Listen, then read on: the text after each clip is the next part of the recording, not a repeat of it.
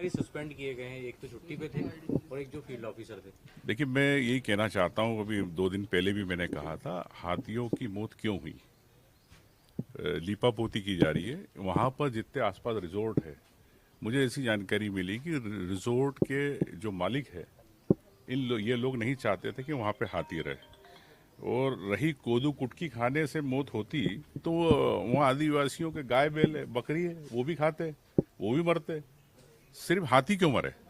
और पिछले 4 साल से वो लोग रह रहे हैं, तो फॉरेस्ट विभाग क्या कर रहा था? फॉरेस्ट विभाग ने क्यों नहीं देखा?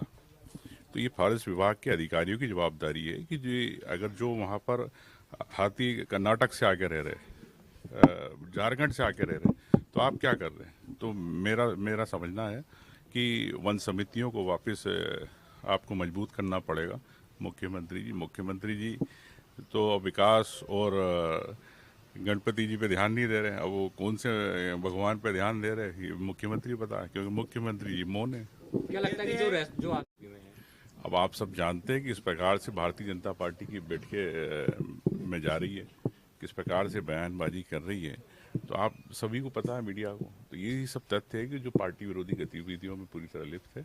इसलिए हम लोगों ने उन्हें पार्टी से अलग करने के लिए, सदस्यता बर्खास्त करने के लिए अब कोर्ट में हम याचिका देंगे। हाथियों की मौत में कल शाम को रिजॉर्ट चलाते हैं, उनकी संदिग्ध भूमिका हो सकती है? बिल्कुल, मैं कह सकता हूँ, क्योंकि जिस प्रकार से ऐसी जानकारी मिली कि रिजोर्ट के को नुकसान भी होता हाथियों के कारण आसपास उनकी फेंसिंग बॉर्डर पे, तो ये एक बड़ी साजिश है। किस किस के वहाँ पे रिजोर्ट थे, कौन भाजपा से जुड़ा है, उस पर तत्काल इस पर भी संज्ञान लेना चाहिए।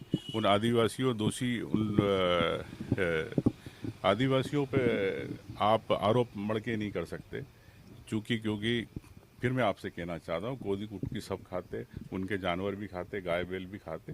रही है मुआवजे की बात, तो दो वहाँ पे मृत्यु हो चुकी है हाथियों के कारण, और नुकसान किया, ज़मीन को जला दिया, पूरे ट्रैक्टर जला दिए। उसका मुआवजा कौन देगा? सरकार देगी कि नहीं देगी? सरकार बताए।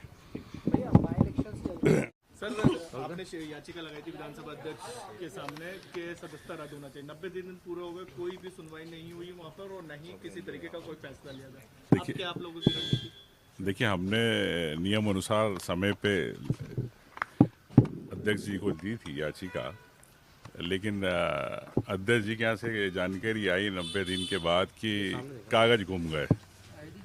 तो मैंने वापस से उनको याचिका भिजवाई, पूरी जानकारी भिजवाई। तो बड़ी हास्यास्पद बात है कि विधानसभा अध्यक्ष को अगर कोई जानकारी दी जा रही है और कागज लिखित दिया जा रहा, रिसिप्ट ली जा रहा, उसके बाद विधानसभा में घूम रही, तो ये तो बड़ा एक हास्यास्पद बात है।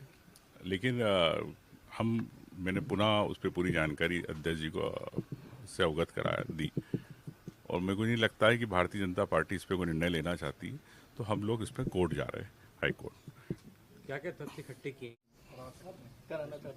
भारतीय जनता पार्टी के अलावा, हिंदू मुस्लिम के अलावा कोई एजेंडा नहीं भारतीय जनता पार्टी के पास। अगर भारतीय जनता पार्टी विकास की बात करना चाहती है, पूरे देश के अंदर जितने भी राज्य हैं, भारतीय जनता पार्टी के राज्य में क्या विकास की स्थिति आप जान सकते हैं। कर्जों लेके विकास कर रहे हैं, लेकिन कर्ज लेके विकास नहीं हो रहा। सिर्फ कंबल ओढ़ के घी पी रहे इनके मंत्री, इनके शासक, इनके मुख्यमंत्री। कोई जहर नहीं मिलाया गया है? देखिए, जांच का विषय है, निश्चित रूप से गंभीर विषय था, जिसकी संवेदनशीलता दिखाते हुए गंभीरता के साथ माननीय मुख्यमंत्री जी ने इसकी बैठक भी ली और टास्क फोर्स का जो गठन किया है, अब ये मानकर चलिए जिम्मेदार जवाबदार थे, उनको निलंबन करने का भी कार्रवाई की और टास्क फोर्स बनाकर आने वाले समय में किस प्रकार से हाथियों का संरक्षण संवर्धन सुरक्षित हो सके, उस प्रकार के टास्क फोर्स को आदेशित भी किया है कि अन्य राज्यों में जाकर जिन राज्यों में बेहतर से बेहतर जो सुविधाएं हो सकती है उनको मध्य प्रदेश में लागू करेंगे और इस दिशा में काम करेंगे। आने वाले समय इसकी पुनरावृत्ति ना हो, इस दिशा में सरकार कदम उठा रही है। लेकिन उमंग सिंगार ने आरोप लगाया है। देखिए, उमंग सिंगार जी में समझ नहीं है किन मुद्दों को उठाना, जितने गंभीर एक प्रतिपक्ष नेता की भूमिका होनी चाहिए, क्या वो गंभीरता के साथ उस भूमिका का निर्वहन कर रहे हैं? कभी भी चुड़िया उड़ा देते हैं, कभी भी कुछ ट्वीट कर देते हैं, लेकिन जब उनसे अपने विधायक नहीं संभल रहे हैं, अपनी पार्टी में उनकी कोई सुन नहीं रहा है, जीतू पटवारी से उनकी कितनी अदावत चल रही है, उनके लोग उन्होंने टीम में नहीं लिए, तो कहां तो इस्तीफे की झड़ी लगी है और कहां विषयों का अभाव है। तो कुर्ता फाड़ कुर्सी मार से फुर्सत हो जाए तो मध्य प्रदेश की चिंता करें, मध्य प्रदेश के मुद्दे उठाने की चिंता करके वो राजनीति की दिशा तय करें।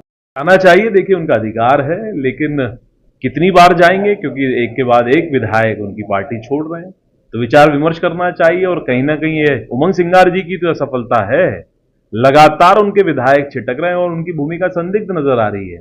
अब बहुत जल्द मुझे लगता है कांग्रेस का जो केंद्रीय नेतृत्व है उनको हटाने की भी कवायद कर सकता है।